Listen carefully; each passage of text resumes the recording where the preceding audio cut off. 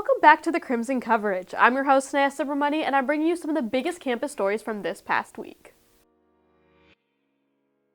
A month after the Student Government Association elections, Madeline Martin was the unofficial president-elect, but the SGA postponed her confirmation until the Judicial Board could reveal an appeal of a complaint against Martin's campaign. Initially, Sarah Shields' team filed a complaint against Martin for undocumented spending before the election cycle began. The Elections Board dismissed the initial complaint against Martin on March 7th and told the Crimson White in an email that the elections manual was ambiguous on purchasing materials ahead of the campaign. Insufficient evidence, the Elections Board wrote, could not lead to a charge against Martin. After the appeal, the Judicial Board decided to take a look at the violation again and upgraded to an intermediate violation. The upgrade to an intermediate violation of both the overspending and the failure to report the spending added an additional 6 points to Martin's campaign, bringing her violation points to 12, which prompted the need for a final review by the Elections Board. Martin was sworn in with the other SGA officers on April 6th, despite no public decision from the Election Board.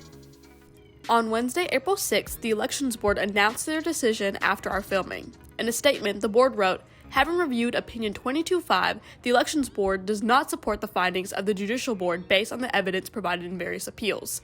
In other words, the board voted unanimously not to disqualify Martin and to confirm the election results.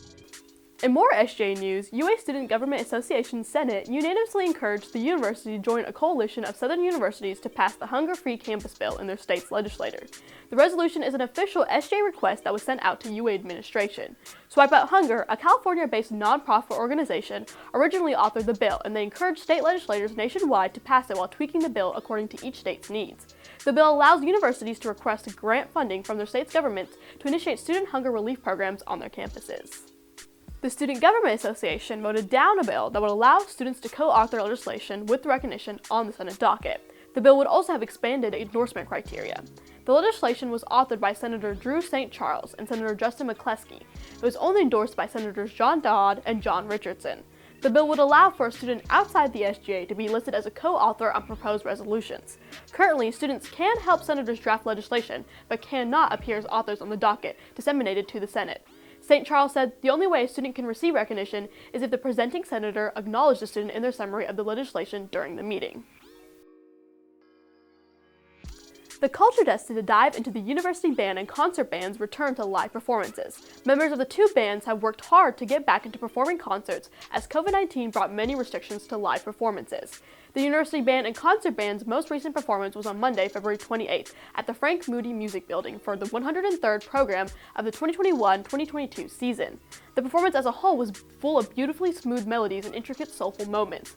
Conductor of the university band, David T. Potter, was asked about the performances and said, "The students played extremely well. They really showed up to play actual music, not just the notes and rhythms on the page, and the audience seemed to really enjoy the music that was played."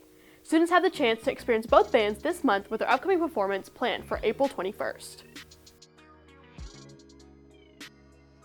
In the Monday night rubber match at Rhodes Stadium, Alabama softball ruled the Georgia Bulldogs 9-0. Alabama improved to 31-5 overall and 8-4 in the conference. UA junior Lexi Kilfoyle earned the start Monday night after throwing 131 pitches in 7 innings Sunday afternoon. The nod from head coach Patrick Murphy turned out to be the right call, as Kilfoyle pitched her first career-perfect game.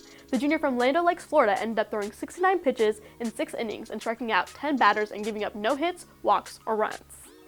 After losing back-to-back series to number 14 Florida at Mississippi State, the Alabama Crimson Tide won their first SEC series of the season, defeating the Texas A&M Aggies 8-4 on Sunday afternoon. The Crimson Tide rallied behind a huge 4th inning where they had 5 hits and 5 runs in the 4th inning to take control of the game. Additionally, the Crimson Tide bullpen put together a good day's work, allowing just 2 runs in 5 innings. Hunter Furtado threw 3 scoreless innings, striking out 3. Coach Brad Bohannon said, "We're doing a lot of good things on the mound. I think we're getting some guys in some roles that they're a little more fit for, and that's making us more efficient." Thanks for watching. For full versions of these stories, be sure to check our website. We'll be back next week with more campus updates.